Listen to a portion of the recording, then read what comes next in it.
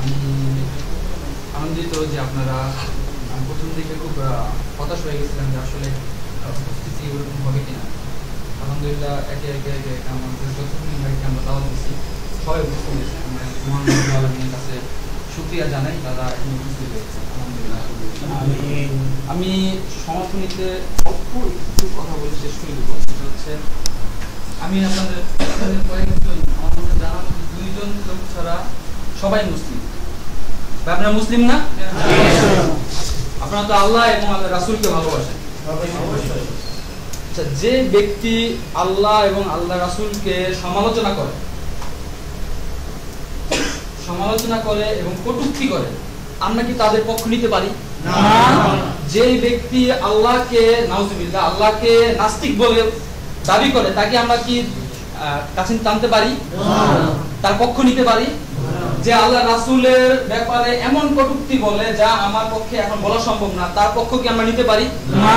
তাহলে যারা যার পক্ষে নেয়, সেই তার পক্ষে যারা যায়, তাদেরকে আমরা সমর্থন করতে পারি? না। তাদেরকে আমরা সমর্থন করতে পারি না।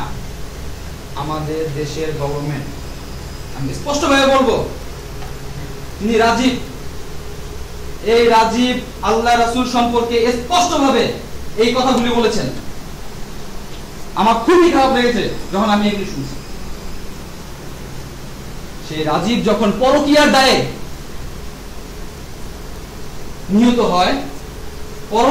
নিহত হয়, তখন আমাদের গভর্নমেন্ট, জানেন আপনাকে, তিনি তার বাসায় গিয়ে সমবেদনা জানান।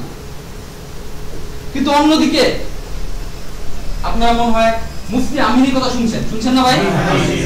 বাংলাদেশের একজন প্রখ্যাত আলেম, উনি যখন মারা যায় তার ব্যাপারে একটা শোক বার্তাও পাঠানো হয় না।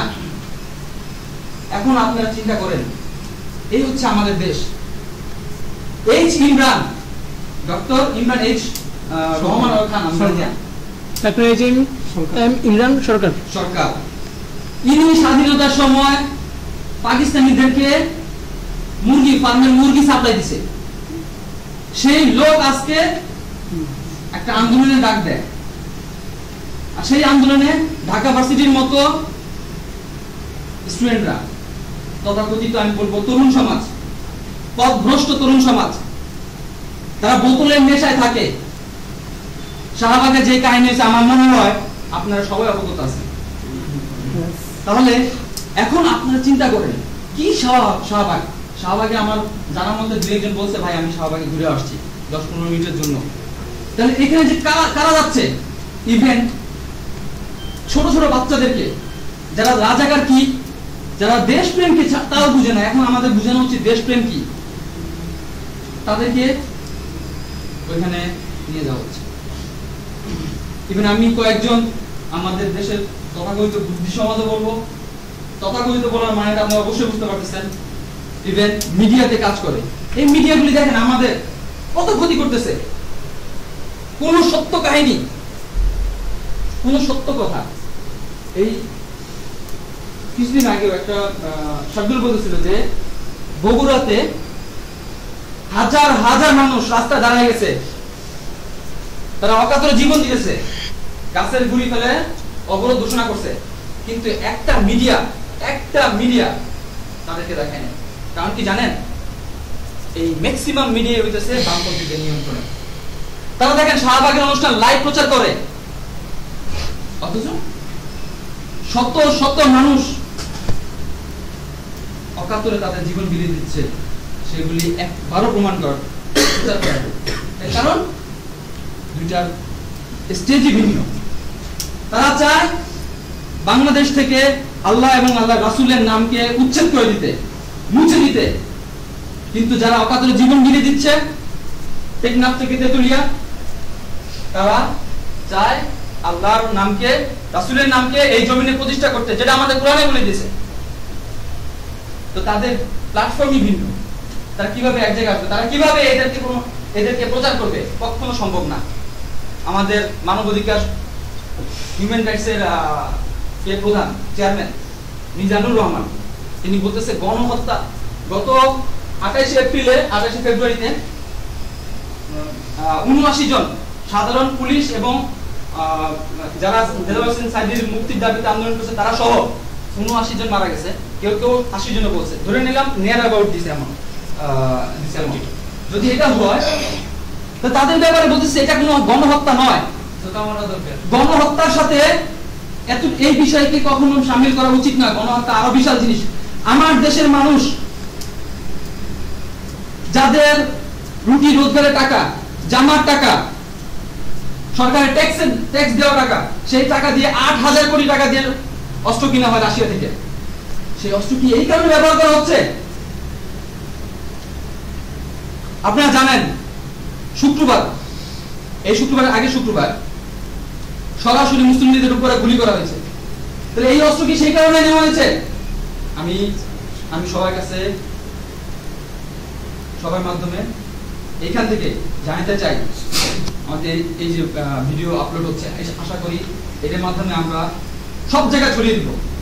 যেখানে যেখানে আমাদের মিডিয়া আছে, যেখানে আমাদের মিডিয়া নাই, তারাও অ্যাটলিস্ট দেখবে যে হ্যাঁ এখানে কি করা হচ্ছে। কেন এরা কি তরুণ সমাজ না যারা আমার সামনে দাঁড়িয়ে আছে?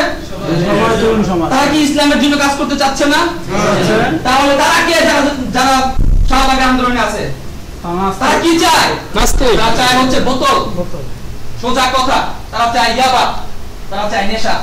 আপনার মনে হয় আমি কয়েকটা আপলোড করছি, দুজন ব্যক্তি বলতেছিল যে আমি আমি আমি টিন দেই, TIN, আমি টিন দেই। কিভাবে দেই আপনি এমন একজন মাতাল, সে বলছে আমার দেশের মানুষের বিচার হবে, ফাঁসি হবে, আমার দেশের মানুষের ফাঁসি হবে। তুমি কি তোমার দেশের মানুষ না? তাহলে তোমারও ফাঁসি হবে। আমার দেশের মানুষের ফাঁসি হবে, তাহলে কি শাহবাগ কি এগুলি জন্ম দেয়? যদি শাহবাগ এই ধরনের জিনিসকে জন্ম দেয়, ধিক্কার শাহবাগকে, ধিক্কার। যারা শাহবাগকে জন্ম দেয় তাদের প্রতি ধিক্কার, ধিক্কার, ধিক্কার। ইমরান এইচ কি সরকার, আমি আসলে এর একটা তারা বলে তোমরা গান করবা যখন তোমাদের মনে চায়, তোমরা নাচবা যখন তোমাদের মনে চায়, তোমরা ছবি আঁকবা যখন তোমাদের মনে চায়, কিন্তু তাদের মুখ দিয়ে এই কথা বের হয় না যে তোমরা কোরআন পড়বা যখন তোমাদের মনে চায়, তখন তোমরা আল্লাহর বাণী প্রচার করবা যখন তোমাদের মনে চায়। কারণ তারা এটা করতে পারে না, তারা বামপন্থী। তারা লিখে জাফর ইকবালের কথা বলা হয়েছিল সেদিন সংবাদে বলা হচ্ছিল, একজন বলছেন যে আপনি তো জাফর ইকবাল, আপনি তো মাওলানা সাঈদীর বিপক্ষে সাক্ষ্যদাতা, তাহলে আপনি জানেনই কেন? তখন সে একটা বিভিন্ন জিনিস দেখা তাহলে কেন যায়নি? জাফর ইকবালের মতো একজন সাক্ষী সে যায়নি।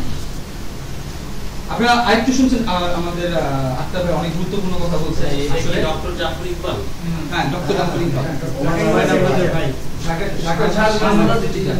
সে যায়নি। তার মানেটা কি বোঝায়? তার মানে কি বোঝায়? উনি একটা মিথ্যা বলতে চান নাই। তার বিষয় কি ছিল? যে জাফর ইকবালের বাবাকে, অর্থাৎ হুমায়ুন আহমেদের বাবাকে সাঈদী হত্যা করছে,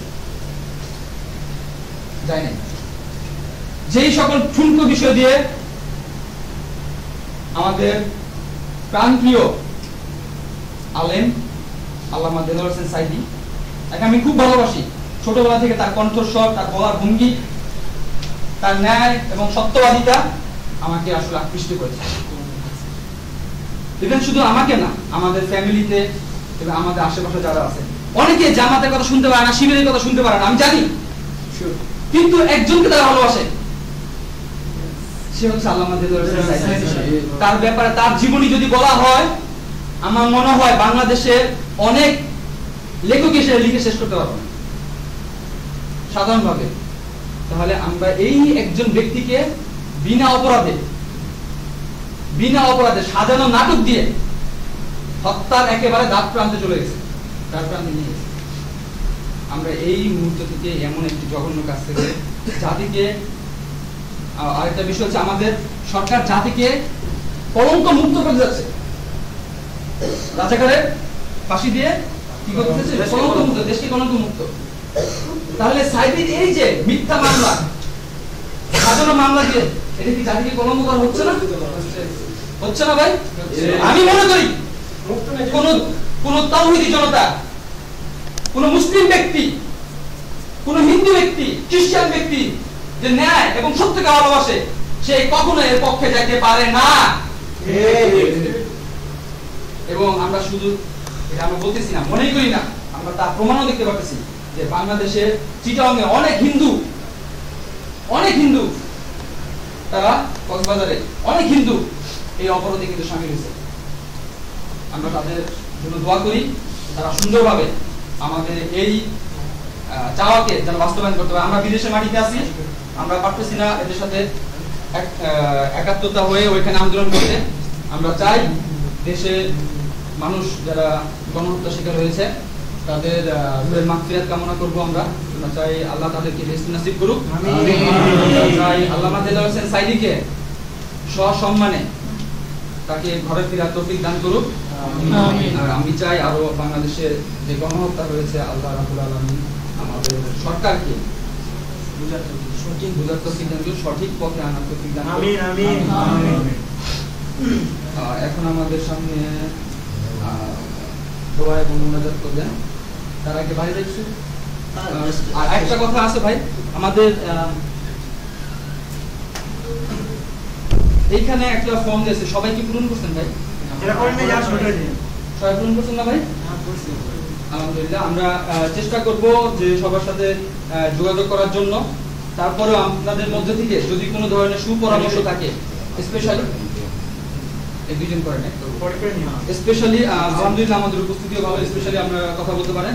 তো বাড়িতে আমি এই কথা বলে আমার বক্তব্য শেষ করছি। আসসালামু আলাইকুম।